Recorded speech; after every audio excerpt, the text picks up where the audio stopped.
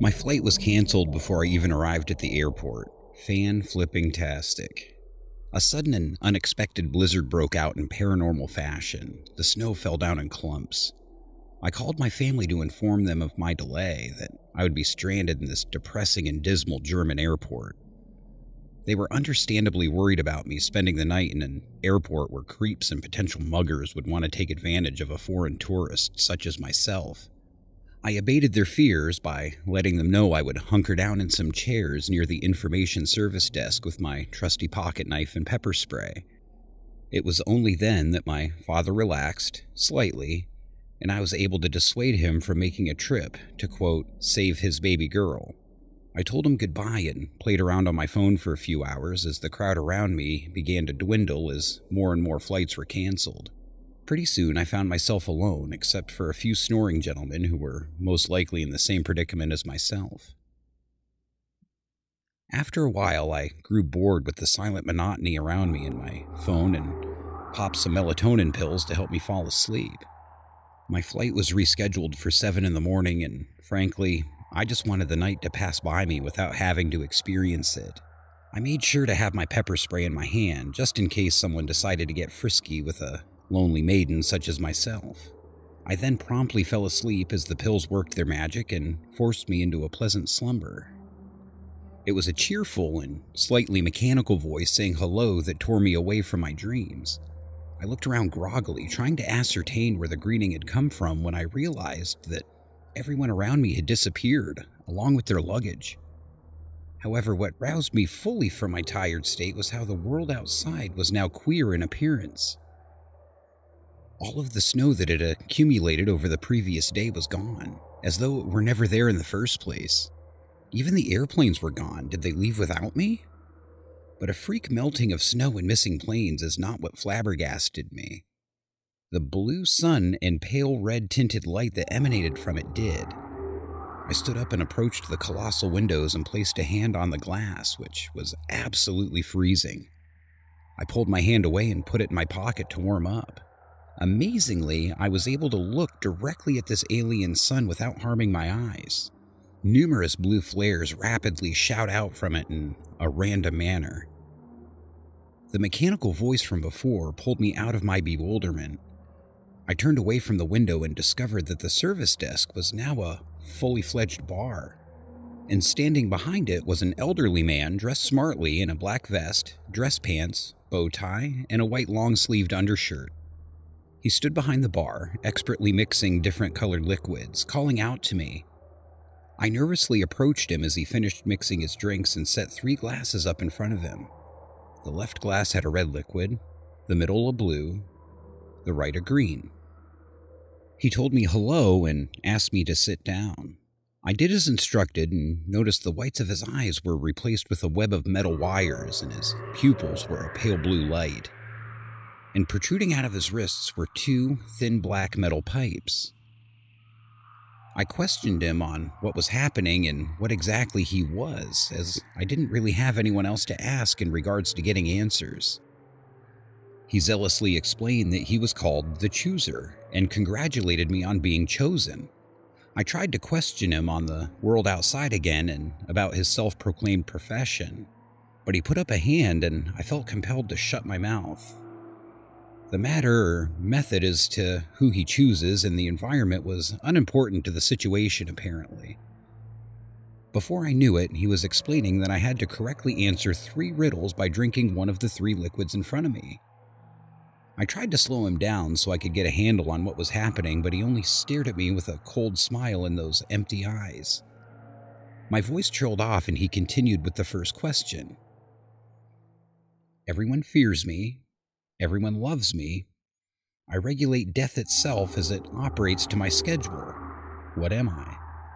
He then explained that the red liquid was time, the blue was death, and the green was God. Without much thought, I drank the green liquid, and as soon as it hit my stomach acid, my body went into a violent seizure and I fell off my bar stool.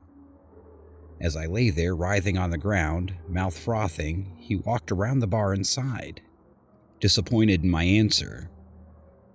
Not wanting to end his demented contest so soon, he extended a hand out to me, and the 2 metal pipes extended and snaked their way into my neck, pierced it, and injected a vicious liquid into my body. I gasped loudly, sucking in air as I sat up, feeling well again. He helped me to my feet, wiped my face with a napkin he pulled from the air, and sat me back down onto my stool. He said everyone deserves a second chance and that he still had hope that I would succeed. I was chosen for a reason, and I shouldn't waste that so carelessly. Otherwise, I'd regret it. In order to emphasize his point, he snapped his fingers and I heard several locks rapidly unlocking themselves. His abdomen split open, revealing an extremely complicated and tangled assortment of interconnecting copper-colored pipes and bars that formed a cage inside of him. There was no blood, viscera, or traditional bodily organs to speak of. The cage, however, appeared to contain a miniature furnace with a pale blue flame pouring out of it. At least, I initially thought it was a flame. After analyzing it for a few moments, I was able to make out flashes of pained faces and was able to hear their near-silent wailings. Once he saw the look of terror fall upon my face, he closed his abdomen and said it was time to continue, and that I should get serious or I would end up in the cage as well. Riddle 2. Are you alive or dead? Well, I suppose that's more of a question. Even so, it gets you thinking, yes? The chooser grinned when, without breaking eye contact with me, emptied the 2 remaining glasses and placed 2 new ones down. He extended both hands in front of the glasses, the black pipes from his wrists extending out and filling each glass respectively. One glass was filled with a liquid that resembled milk, while the other was filled with a diabolic black. He then gestured for me to choose, as it was obvious what the color symbolized. I bit my lip and started to cry as I grabbed the glass with the black liquid and brought it to my lips, afraid to drink it. I started to breathe quickly and whined. The liquid smelled of rotting flesh and was incredibly pungent. I muttered an expletive as I downed the drink in one fell swoop. The texture was incredibly mucus-like, and I banged my hands against the bar in a defeated rage as I realized my answer was correct. The chooser congratulated me and started to prepare new glasses for my final riddle. He affirmed that I had indeed died, and that's why I was with him after all. When I asked how I died, he laughed and said my memory was incorrect and that I actually did board the plane during the blizzard as the airplanes didn't cancel their flights due to high demand. The extremely frigid air and limited sight up in the sky caused the pilots to crash into the ocean due to malfunctioning instruments and the inability to see the water. The revelation he spoke of was true. Images of fellow passengers screaming and sobbing fill my mind. I remember right before we hit the water, I was praying to be saved, and, of course, no one came to my rescue. The chooser could tell that I was disheartened by the news, and so he told me that I could soon be free of this suffering if I could get past his final riddle. I nodded weakly, and he smiled, happy I was still willing to go along with this contest. He placed another 3 liquids in front of me, 1 yellow, 1 orange, and 1 purple. Tell me, who is there to save you at your death? Who is the one that answers the call of a lonely soul, yet who is feared by many? The one who contains the dead until the time is ripe. He then crossed his arms and said I had all the time I wanted to answer this question. The answers to his final riddle were, from yellow to purple, angels, the universe, or a hero. I looked at each of the liquids, hot tears welling up in my eyes. I noticed my hands were shaking violently and my jaw was clenched shut. The chooser was rather amused by my frustration for some reason, like he'd seen this same scenario play out millions or perhaps billions of times. Well, I for one did not want to play his game any longer. I didn't care about his vague threat of imprisonment. I didn't care about the fact that I had died. And I certainly did not care about the others who failed at beating him in his sadistic contest. So, one by one, I picked up each glass and poured them out onto the bar as he watched in awe. Once each glass was emptied, I tossed them behind me, hearing them shatter into jagged shards.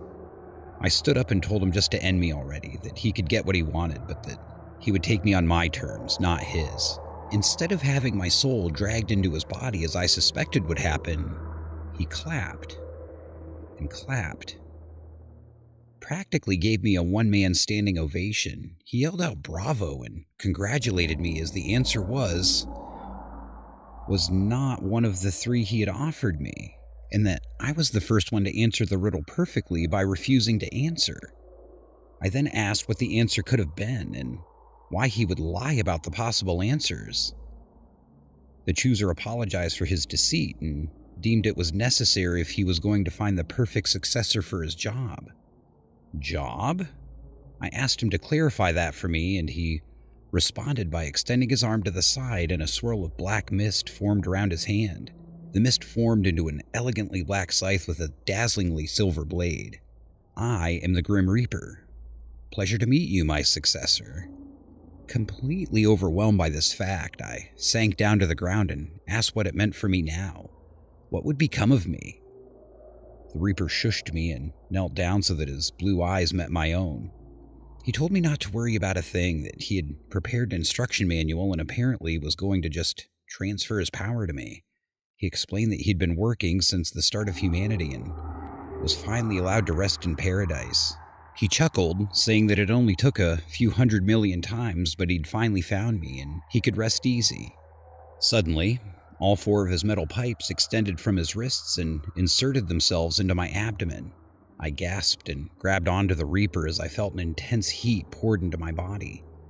No doubt the countless number of souls he'd collected over eons.